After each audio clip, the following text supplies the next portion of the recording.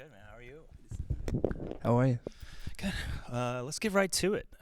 So you were away from the industry for a while. Why are you back? You know, I've thought about that for quite some time.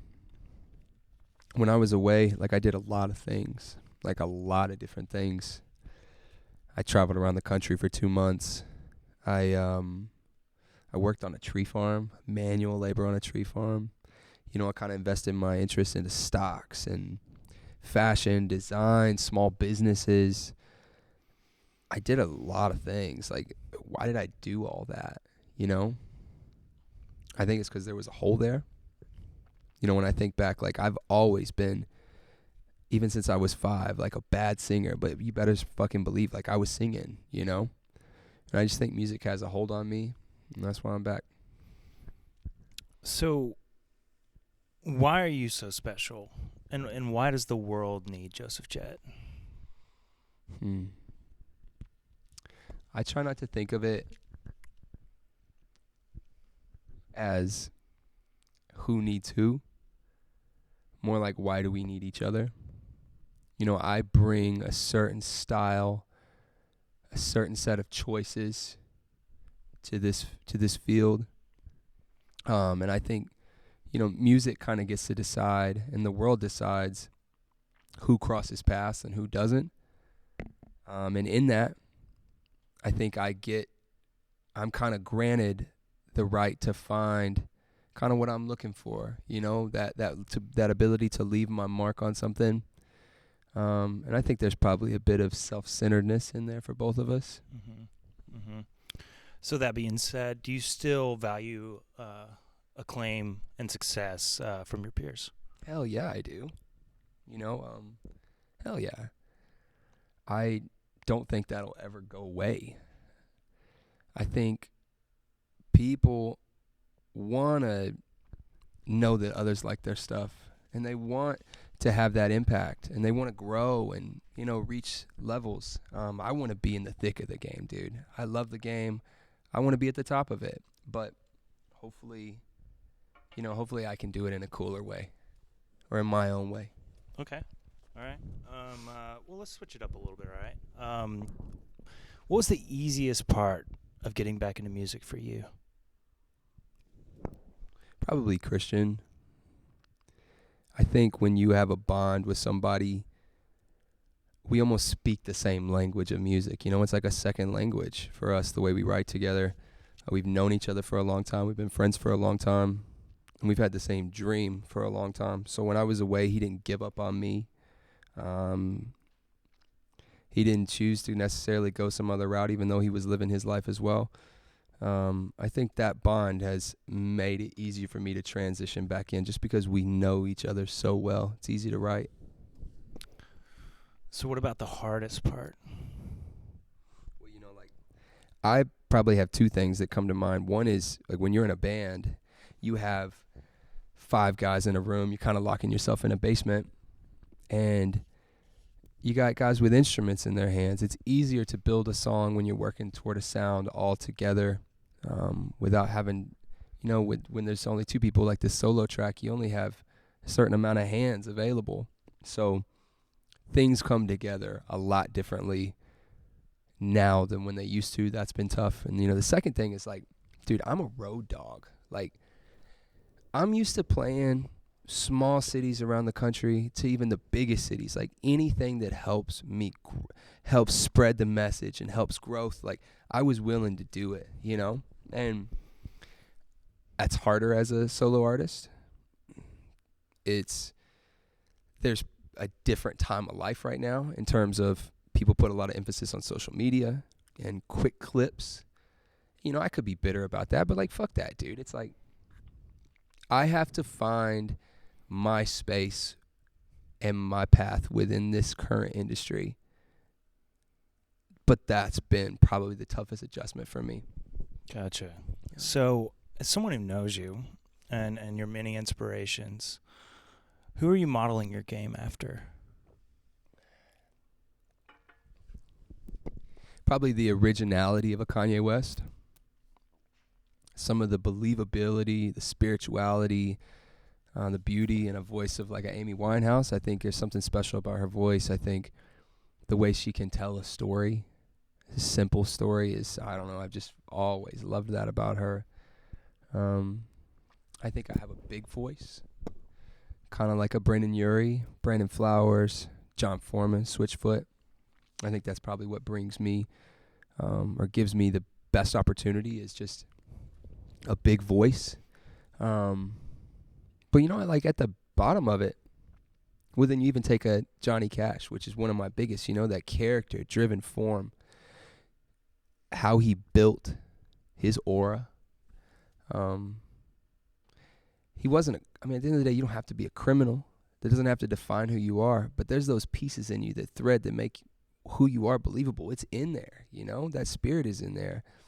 And I just love that character-driven form of art. But at the bottom of it, like, I'm a hopeless, romantic, young rock and roller. You know, rock and roll has a term to it. I know how I see rock and roll, but I think it's all of that. It's a blend of all of it. That's how I see myself. Mm-hmm. So, with all that being said, you mentioned the cultural icons and everything and your inspirations. Do you believe an artist has a bigger responsibility than just their music? Yeah, well, you know, like me and you have talked about the effects culturally, how important that is. But I still think at its core, a person is inspiring, no doubt about it. But I think what people make is what will transcend time. I don't think that you take a person now, you take somebody that years from now, you're going to remember the person's name. Maybe one day that comes up, you're like, man, that person's inspiring, or you celebrate them even. But in my opinion, the magic exists in what they make. That's where the common day activities happen. That's the stuff that fuels people that they don't even actually recognize. It's the magic in what you make. So far, you have quite the variety in sound to this point. What are we to expect this for the new one?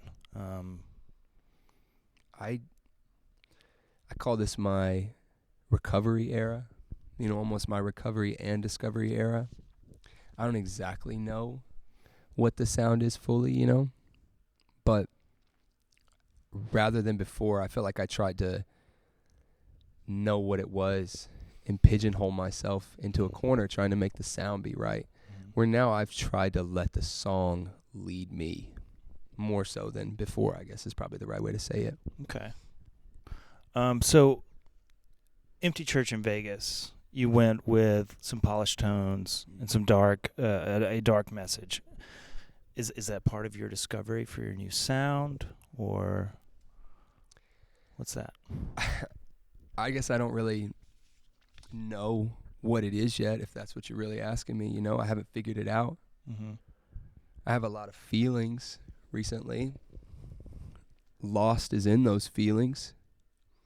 You take Empty Church in Vegas, I wanted to write a song that inside itself gave a painful message from my past, but it put it in kind of this dark dance club kind of world. You know, I wanted to write a song that for young people, when they're in just the most exciting part of their moments, they can still know that pain exists inside of it. And that's kind of what that blend of that song was, you know? So then why this song now?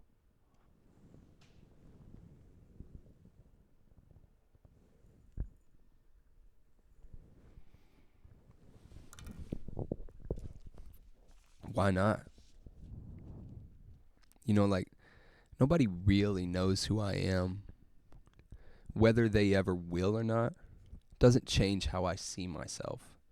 You know, I see myself as a maker of things, a creator of my thoughts. A sound doesn't define music. I think it's the person inside of it that defines music. And that's the common thread through it all. So whether something sounds the same or not, like, you can be afraid of that, but I think when you're afraid of it, that's where you start losing pieces of the importance. Okay. So, I mean, I've known you for a while, but I'm sure others don't. How did you grow up? Like, what were your formative years like? A small rural town. Youngest of 3 siblings. Much older than me, significantly younger, where it gave me the opportunity to watch how they moved, how they navigated tough situations in their life. You know, that was almost invaluable as a younger brother to be able to see that. I love sports. I was competitive. Thinking back, like even back to like the 3rd grade, like I cared about my grades. I remember, you know, being upset even when I got a B on a simple assignment. You know, I cared. I was competitive about that. I felt it when I didn't succeed to the level I thought I should succeed at. I think I balanced sports, academia, and social interactions well. I think a small school kind of allows for that. I can remember back to some of my successes and even my failures. And dude, like my failures still haunt me to this day. Like I can feel the pain of some of those failures. But overall, a pretty wholesome upbringing. All that being said, you seem to be extremely hard on yourself. Why is that? I'm obsessed with the evaluation of myself. Stuff that I've made in the past to what I'm making now. Like, does it matter? And did it matter? You know, I want to leave my mark on this world. And inside that, you can reach a spot where that mentality almost makes you become complacent or stagnant, because it's easy for that depression of that mentality to set in on you and to make you not be able to get anything done. So I have to battle that. And yeah, I mean, it's a constant struggle for me. Are you ever worried that maybe the obsession and self-destruction may inevitably leave you alone?